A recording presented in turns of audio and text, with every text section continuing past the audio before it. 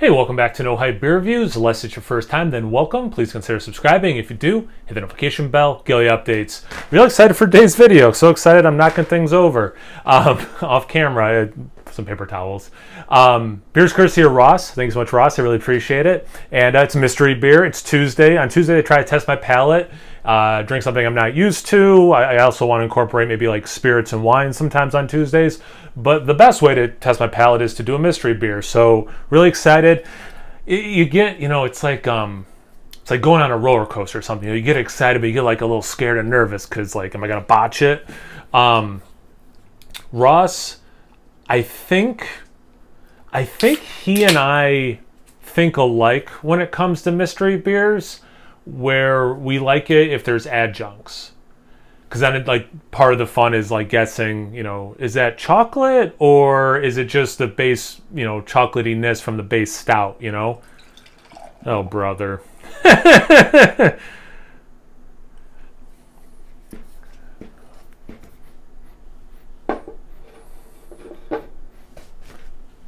So, okay, all right. Very light compared to what I usually drink. It's giving off Pilsner. It's giving off, just from the color, the head is white, so it's making me think Pilsner. It's making me think a light hard cider, actually. I bet you could get like a hard seltzer like this. A wild ale. I could see some traditional-ish wild ales being this color. Okay, interesting. And that head, it's exactly white. It's pretty soapy. That's not giving me too many clues either. It's going away relatively quickly. All right, let's get into the aroma. So it does have a wild, barnyardy kind of an aroma. I get some nice lemon fighting through. All right, I shouldn't say fighting through. Definitely some nice lemon zest, lemon juice itself. I could see some apple and pear. I don't think it's cider. I think those are coming out of the wild ale part of that. I'm leaning towards wild ale. Yeah, I'm definitely leaning towards wild ale. Let's get into the taste. Cheers. Thanks again, Ross.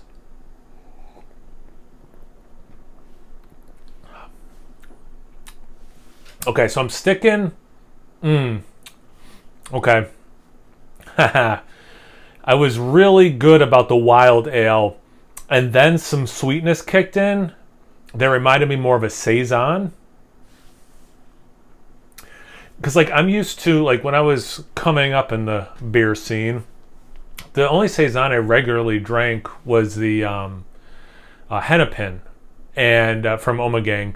And then having other breweries take on that style, they could taste like that, but they could have more funkiness, more wild. Sometimes they're called farmhouse or whatever, I guess, if I did a deeper dive on it.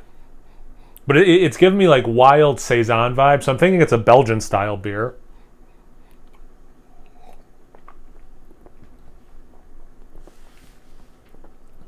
There's some banana. There's a little bit of that apple and pear thing. See, the banana throws me off too, because then it's or is this a Belgian style? Because usually I'll get more banana. It's not like a Hefeweizen, but I'll get definitely banana and Hefeweizens. But then I'll get it sometimes in Belgian beers with the yeast being used. So I'm in that region. I'm in the Belgium region.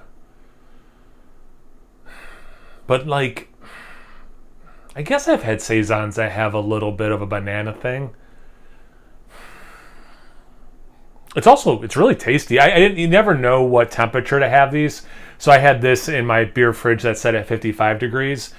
If I knew what this beer was, or if I knew this beer tasted this way, I probably would have put it in the regular refrigerator, started a little cooler, probably help it be a little bit crisper. The alcohol, I don't taste the alcohol. Man, you could tell me as low as 4.5%. You could tell me, because sometimes Saisons are sneaky, 8%.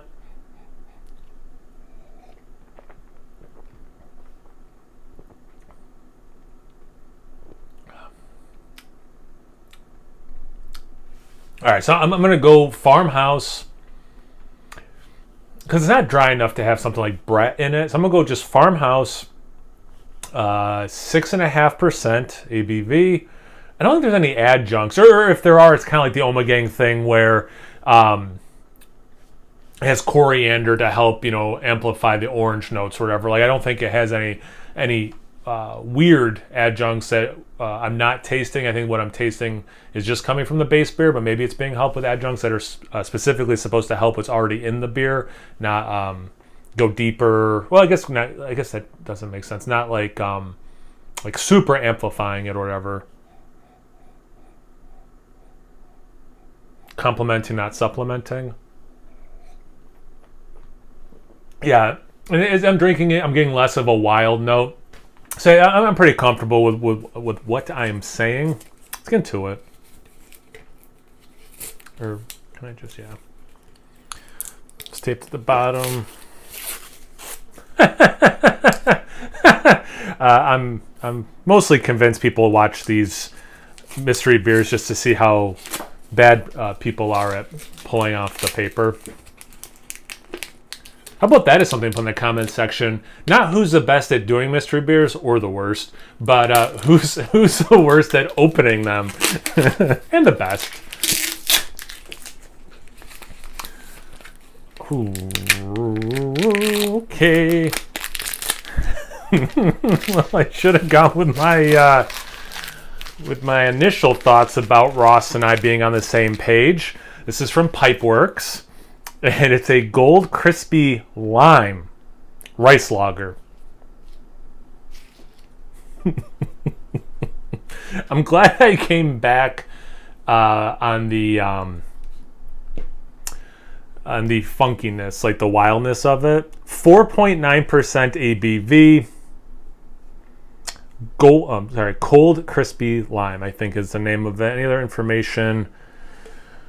Just where Pipeworks is located. Cool can art. I like that. It's a horses pulling a cart with a bunch of limes in it.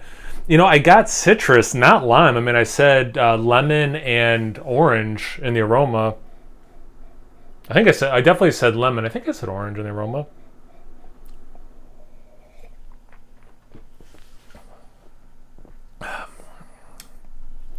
All right, so as I'm trying to learn, because that is the point of what I'm trying to do on these Tuesdays,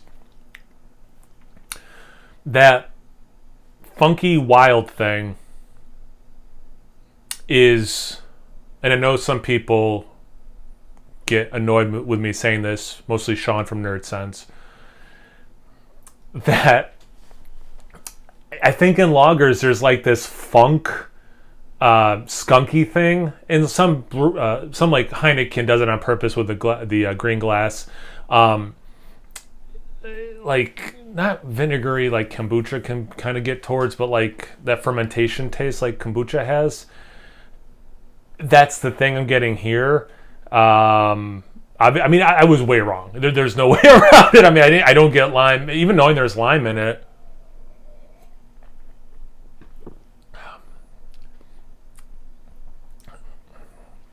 The way the lime's working with the beer, it really makes me think lemon. I know there's lime in it. I know there's not lemon in it.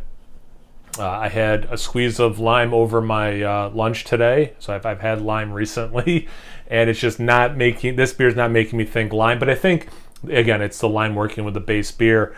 All right, okay, again, as I'm trying to like improve myself, the wild funky thing, as I kept drinking it, I acknowledged like it's not as funky, or it's not as wild, I mean.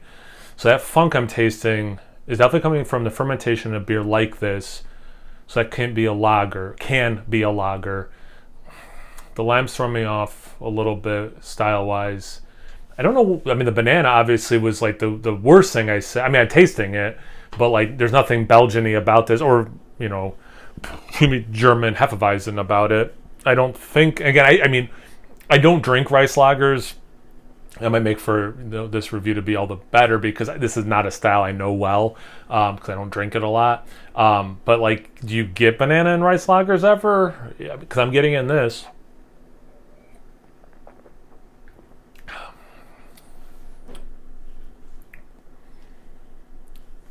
said it could be as low as 4.5, but then I settled on 6.5. Yeah, maybe my worst one yet. What do you think? Comment section below. Let me know how you think I did. Because like the line with the lager, like going for like Corona maybe? I don't know. Anyway, have you had this beer before? Have you gotten banana ever in a Pilsner? Or I'm sorry, a rice lager. It's not saying it's a Pilsner specifically. Corona, what are your thoughts on that with lime? I don't know. Anything, everything. I'm sure there's plenty to talk about, make fun of me about. Comment section below. Let's get a conversation going. Once you're done doing that, make sure you check me out on Instagram and Untappd. It's No Hype Beer Reviews at both those places. So always please like, comment, subscribe, and most importantly, imbibe. Cheers, everyone.